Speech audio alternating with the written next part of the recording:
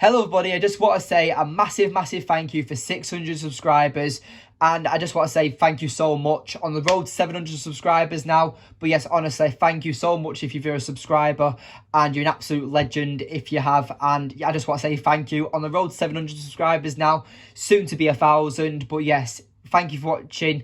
And I just want to say thank you for subscribing. If you haven't subscribed already, what are you doing? We're trying to reach 700 subscribers now.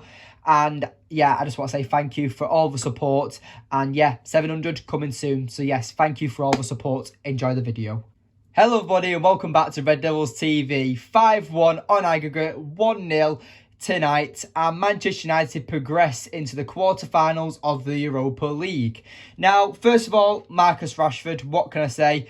Brilliant goal. And it's just funny because literally 2 minutes before Marcus Rashford's goal, Bruno plays him through, the ball wobbles a little bit, or bobbles, whatever you want to call it. Marcus Rashford completely mishits it, and it goes into row Z. It probably knocks out a seagull for all I know. I don't even know if Spain have seagulls, but you know what I'm trying to say. And then literally, within 2 minutes later, Casemiro, beautiful ball, out wide to Rashford. Rashford's completely free, got loads of space. I'm there shouting, don't shoot, don't shoot. And what happens? He shoots, and just like the Arsenal goal, from about 30 yards out, he just smashes it in. And it was a beautiful goal by Marcus Rashford. But that was a goal based on moments for Marcus Rashford. And it just shows you that with a striker, that's the type of mentality you need to have. You might miss or mess up the first one, but then if you just know that you can't let that miss haunt you for the rest of the game. You need to keep shooting, keep taking your chances, and eventually you'll find yourself in the right moment at the right time and score from it. Vegas needs to do that. But just to speak a bit more about Marcus Rashford, this entire season has been based around that mentality about how if he misses, it's okay. It's okay to fail. But no matter as long as you keep trying, as long as you want it enough, you're going to succeed. And that's what Marcus Rashford is shown this season. That's why he's been one of Man United's most important players of the team this season. But yeah, let's do the match ratings. Just get right into it. And David De Gea made quite a few important saves, and especially in that second half when he punched it away on the corner. It was a beautiful save. So yeah, David De Gea for me gets a 7.5, gets the clean sheet, made quite a few decent saves. Didn't have too much to do, but when he did have something to do, he played well. So yes, for me, David De Gea gets a 7.5. Wan-Bissaka. Wan-Bissaka, for me, contender for man of the match. He was brilliant, really. I mean, the fact that you could tell that before the match, Erik ten Hag has probably said to him, right, Aaron, I don't want you to get too far forward. You need to tuck in with Harry Maguire. Because pretty much, Wan-Bissaka was pretty much playing as almost a centre-back today. He was, I wouldn't say he was like very close right next to Maguire, but how defensive he wasn't going forward too much, and defensively, he played really well. So for me, he gets contender of the man of the match. I'm going to give him an 8 out of 10. I felt like Wan-Bissaka played really well, and the fact that his resurrection has happened, and he's just completely proved everyone wrong. In January, people were saying, oh, we need to sell him, But Wan-Bissaka, he's completely resurrected his career at Manchester United, and whatever happens with Aaron Wan-Bissaka in the summer, that's up to the club to decide. But right now, he's keeping Diego Dalot out of the first team. Obviously, Dalot's not been playing too well, and Aaron Wan-Bissaka has really stepped up when he needs to. So for me, Aaron Wan-Bissaka is playing really well at the moment, and he's contender for man of the match. But for me, he gets an 8 out of 10 for me. Maguire. I'd say for Maguire, he gets a below average. I'm going to give him a 5.5 out of 10. Now, the first half, I thought it was about a 5. Second half, I would have given about a 6. So if you make it in between, it's a 5.5. I just felt like that Maguire is a weakness. And I don't want to speak negatively about players, but Maguire he just isn't it, is he? And for so many seasons, people were blaming Lindelof for the Maguire and Lindelof partnership. But it now speaks the truth. It now proves that over all these years, Harry Maguire is the weaker link out of him and Lindelof. And, I mean, Lindelof today came on with, 20 minutes to go, whatever it was, and made an instant impact by clearing the ball straight away. And I like Lindelof. I do like him a lot. But I don't think Harry Maguire or Lindelof are good enough for Manchester United, especially if we want to be title challengers, and especially if we want to be winning every single trophy that's available to us. But the good players, the good rotational players, but right now, I just think we're just going to have to use him, aren't we? And Erik ten Hag did take a risk tonight by playing players like Maguire, Malacia, Fred. I mean, he started Pellistri. Pellistri got 90 minutes. It was a good day. He was able to rotate quite a few players, and it was good to see. But yeah, for me, Maguire gets a 5.5 out of 10. I just felt like that Maguire, he was sloppy in possession, and Paul Scholes said it well in the post in his after the game, where he said that with Maguire, he's the type of player that needs to play every single game to get the best out of him. Now, that might come into a bit of a positive, because we know that Harry Maguire is Southgate's teacher's pet, and he's going to be playing games for England, so that will help him get his match sharpness up. So maybe Maguire does come back a better Maguire. But for Manchester United, you're going to have to literally work miracles, especially being Harry Maguire, to be getting over Rafael Varane and Martinez. It's just not going to happen. So Harry Maguire did say in his post-match reaction to the game about how he obviously wants to be playing more games, but as his duty as club captain, he tries and does what he can on and off the pitch whenever he can. So it was a good interview by Harry Maguire. Obviously, he does want to play every single game, but he's just not good enough, and that's all it's down to. And today was just just below average performance for me for Harry Maguire. Martinez, for me, a bit like David De Gea. He gets a 7.5 out of 10 for me. I felt like Martinez as well. The way that Martinez absolutely bollocked Maguire before half-time says a lot, because you could tell Martinez was getting frustrated, because Maguire can see the players or the striker constantly running through the lines, and Maguire doesn't have the pace to catch him. And Martinez is he can't see him because they're running from Maguire's side. So Martinez was getting frustrated. And you see with Varane and Martinez, they always lift each other up, especially with Dalot or Wan-Bissaka, De Gea. They're all high-fiving each other. They're all together, all a unit. And that's not just because they're friends or the teammates. It's because they actually are actually good, and they know that they're all very important to this team. But Martinez literally bollocked our club captain for waking up, pretty much. He shouted at him, and I think that says it all about Maguire's performance tonight. If you've got Martinez, who's the first choice centre-back, absolutely bollocking the club captain, it speaks louder than the words, in my opinion.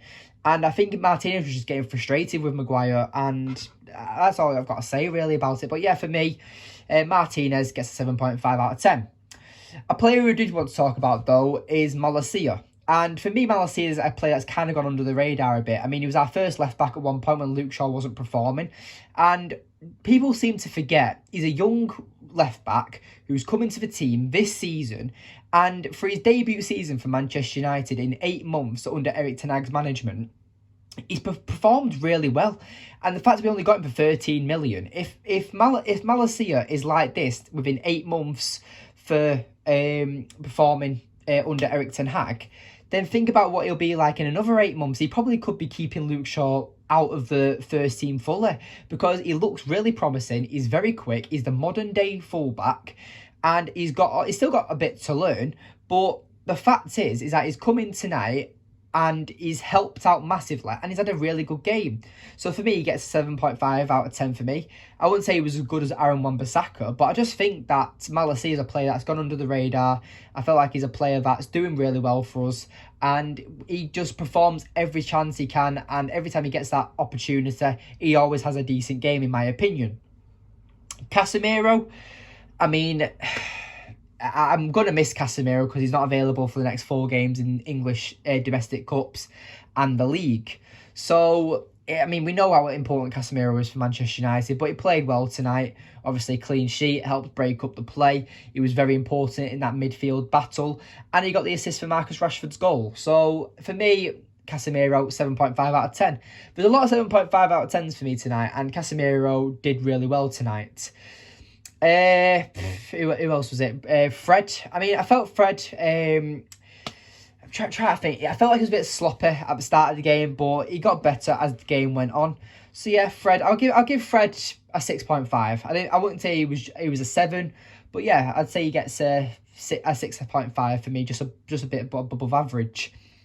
Bruno, I think he was a contender for man of the match. I felt like Bruno played really well. I'll give Bruno an 8, like I did for Aaron Wan-Bissaka. I just felt like Bruno, he's just unhuman. Like, people talk about Haaland being a robot, but Haaland has breaks. Haaland has a rest. Bruno Fernandes has pretty much played every single game this season when he's not been suspended. He's just not human, and if he's running himself into the ground, then he's not complaining about it, and he understands his role, that he has to play football. And this is why I think we need another creative midfielder, or a young creative midfielder, kind of like a Malacia role. Like a player that's good, that can come in and help Bruno when he needs a rest, because Bruno Fernandes is absolutely brilliant. Pretty much every game, he's always above average in my opinion, unless it's a freak result like Liverpool, but that doesn't happen often. But I think for me, that with Bruno Fernandes, he's a brilliant player, and yes, he needs a rest, but it's not like he's complaining or saying he's tired or he needs a break. He's pretty much the first player on that team sheet at all times, and he's a proper leader, he's our proper captain, and I'm pretty sure if Maguire is sold in the summer, Bruno Fernandes will be the new club captain. That's just my opinion though. Pellistri, I'm going to give Pellistri a 7. I felt like he was quite dynamic. I felt like Pellistri was quite promising. He was dangerous, and he had a few good chances. And for me, Pellistri is one of them players that is raw. Today's game reminded me of Garnacho. It was like early of Garnacho, where Garnacho's early performances, where he was quite raw. He was trying to make things happen, but he just didn't know how to do it properly. And I felt like Pellistri played really well today. So yeah, for me, Pellistri gets a 7 today. And with Garnacho being out now for about 5 to 6 weeks, it's opened the door for Pellistri, and hopefully he does get some more game time. I mean, Antony and Sancho haven't performed like that in recent times unless they score goals. So for me, Pellistri is on par with Sancho and Antony at the moment. So Erik ten Hag's got something to think about on who he chooses his right wingers to be. It probably will be more Antony or Sancho, the more experienced players. But he's giving Garnacho a chance. So why can't I do the same for Pellistri? Only time will tell, but I look forward to seeing Pellistri play more. Weghorst, a bit like Maguire. I mean, Weghorst is like Maguire up front, but I actually like him. But I'll give Weghorst I'll probably say about Maguire, probably a 5.5. He was just in the graveyard shift. He didn't do anything, and that's all I've got to say about Weghorst. I really like him, but people people think that Weghorst was actually quick at one point, and then he's just lost his speed over age. He's never been a quick striker. He's always been a really tall striker who's a target man and has really good finishing power. I mean, he hasn't really proved that at United, but you know, we weren't expecting a lot from Weghorst. He's come in and he's done well, considering he came to be a rotational striker, and he's played every single game since he's been here. So you can't knock it, and hopefully Martial's back fit, so then Weghorst does start getting a bit more of a break. But yeah, 5.5 for Weghorst. Marcus Rashford for me, 7.5. I mean, the goal that he scored was brilliant, but it was a moment. It wasn't like that Marcus Rashford had a brilliant game tonight. But again, Marcus Rashford, unless he has a superstar performance, people discredit him. People say he hasn't played well today. But that's because we're so used to him being on fire. But he's okay to have an off day. And he still scored a blinding goal today. It was an absolute wonder strike. It was amazing. And yeah, that just shows what Rashford... That's just literally just been Rashford's entire season this season. But yeah, Rashford for me, 7.5 out of 10. Who came on? We had Sabitzer. He looked good when he came on. I'll give him probably about a 7. Sancho, a bit greedy, actually, when he came on. He didn't perform too well. I'm going to give him a 6. Lindelof, I'll give him a 6.5. Dalot, 6. And I think was it Elanga as well? Yeah, Elanga came on. I'll give Elanga a 6. Pretty sure it's everyone. It was Sabitzer, Elanga, Sancho, Dalot, Lindelof. Yeah, that was everyone. Yeah, it was. So yeah, that's been my match reaction. Let's actually talk about a bit about Betis, actually, if you made it this far into the video. So Real Betis, I mean, we expected it. I said it in my preview. It's their game to lose. We knew they were going to come at us, but I just knew it was going to be a low-scoring game, and I had the confidence that United would get it over the line, and I did say 1-0 or 1-1. So, you know, point to me. But yeah, that's been my match reaction. Thank you so much as well for 600 subscribers. I should have said this at the start of the video. I might actually edit it in and just say thank you so much for 600 subscribers. But yes, yeah, all I can say is thank you so much if you've made it this far into the video. You're all absolute legends. Now road to 700 subscribers. So let's try and get it by the end of April. Let's try that. So yes, thank you for today's video. Please remember to like, subscribe, comment and share, and I'll see you in the next one. Goodbye.